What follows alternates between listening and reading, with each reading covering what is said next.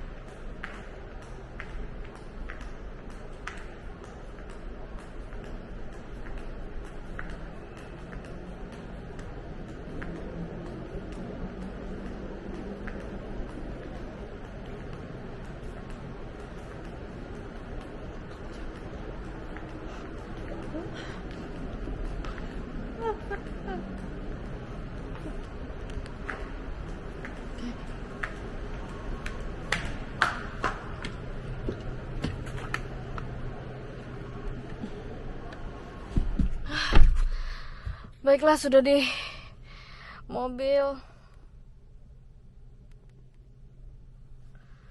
Ya baiklah, ini udah di mobil. Aku mau siap-siap berangkat. Tapi untuk sebelum itu nyala. Jadi sebenarnya aku tuh males banget untuk nyetir sendiri. Aku udah bilang sama suami aku untuk ya udahlah, aku naik Grab atau Gokar aja daripada aku harus nyetir sendiri ke Jakarta. Satu, itu boring. Kedua,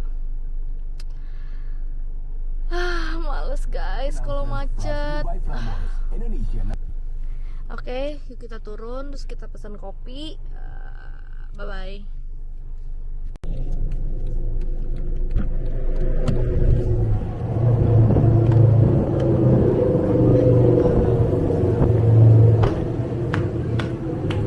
Hai.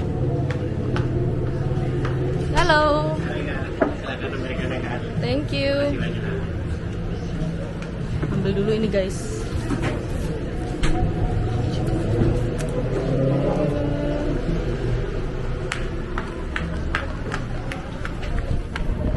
Ini kopinya guys. Oh ya, lanjutin perbincangan tadi. Kenapa aku males untuk nyetir sendiri? Karena mobil ini ya kan, katanya itu udah agak sulit di starter. Terus aku komplain dong, aku bilang sama suami aku nggak mau, nanti aku nggak bisa starter mobilnya kalau misalnya ada apa-apa di tengah jalan, atau mau naik mobil, mau turun mobil nggak bisa di starter. Aku kan jadi bingung ya. Tahu apa kata dia? Kata dia, tinggalin aja mobilnya di tengah jalan kalau nggak bisa starter, nggak usah pusing. Lalu kamu pulang sendiri langsung naik Grab. What? Tinggalin mobil di tengah jalan? Ya begitulah guys. Oke, ayo kita lanjut aja, langsung kita jalan OTW langsung ke Jakarta. Oke, bye bye, see you. Baiklah, kita sudah sampai. Ups, aduh mepet banget lagi.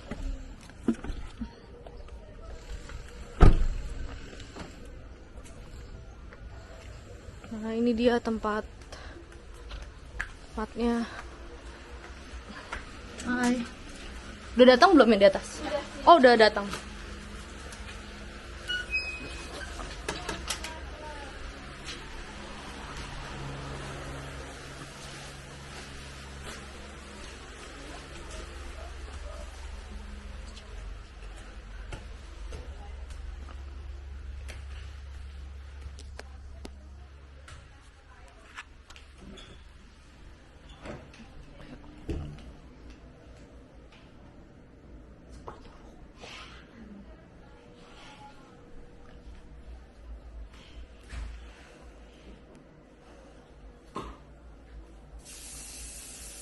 siap-siapin ruangan dulu. Nah, ini biasanya aku di sini buat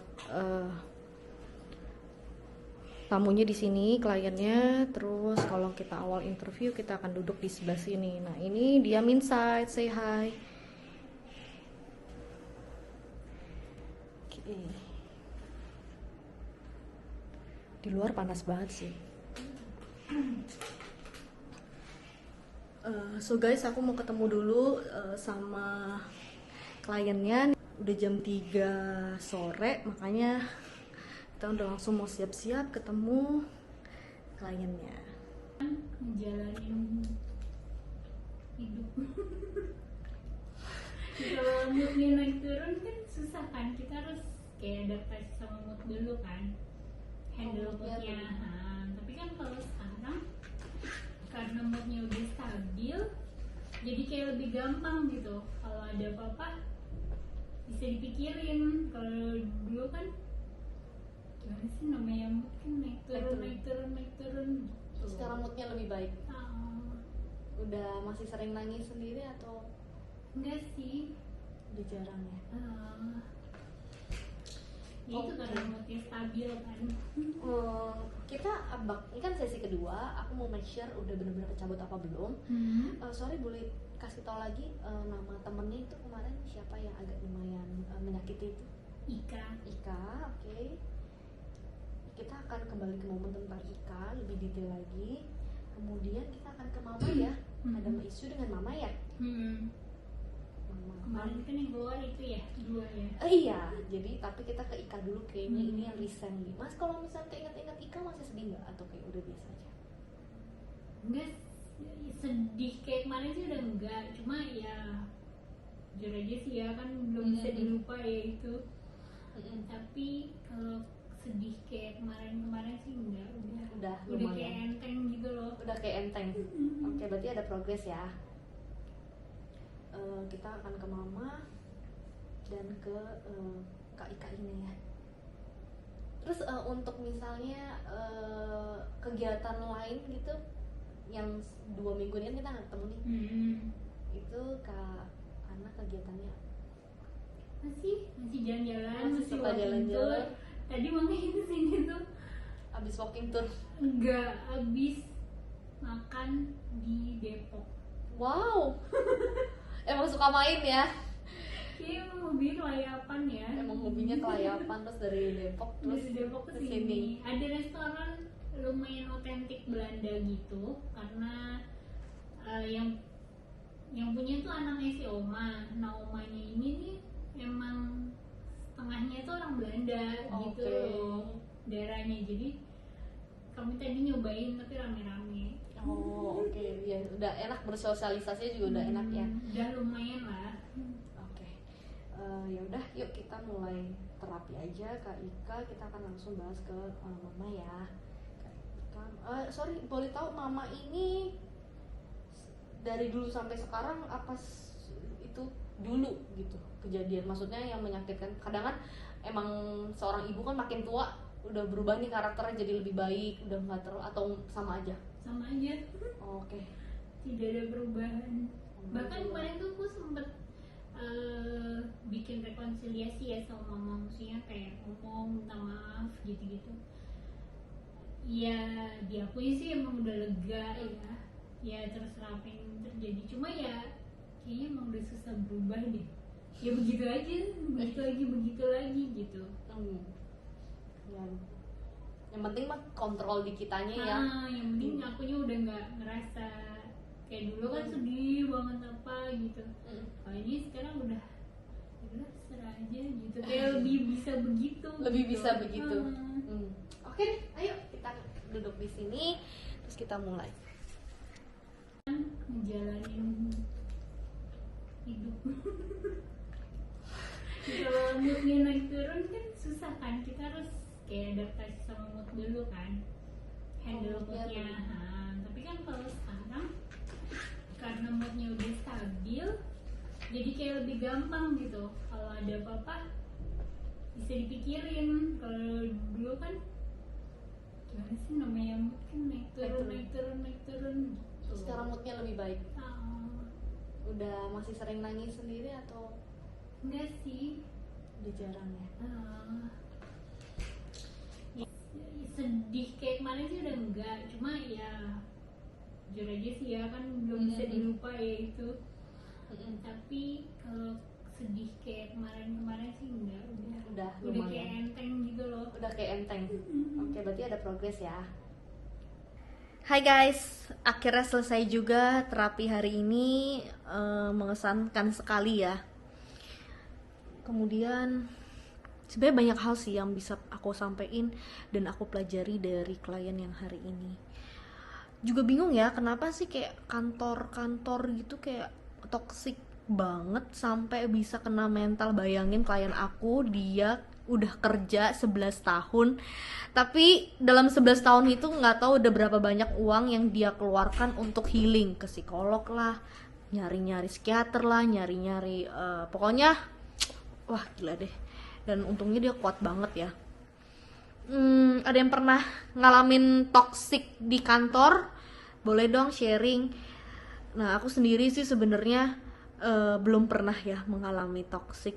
Mungkin ada toxic, tapi karena aku tipe yang tidak pedulian, jadi aku tidak sadar kalau lingkungannya toxic, atau bahkan aku yang toxic. Kita juga kurang tahu ya. Tapi teman-teman, toxic di kantor itu ternyata real banget ya, bisa sampai orang kayak kena mental, bisa bahkan ada yang kayak pengen suicide gitu hanya gara-gara punya teman-teman ataupun bos yang kayaknya nggak support, malah suka ngomongin di belakang, suka berpolitik.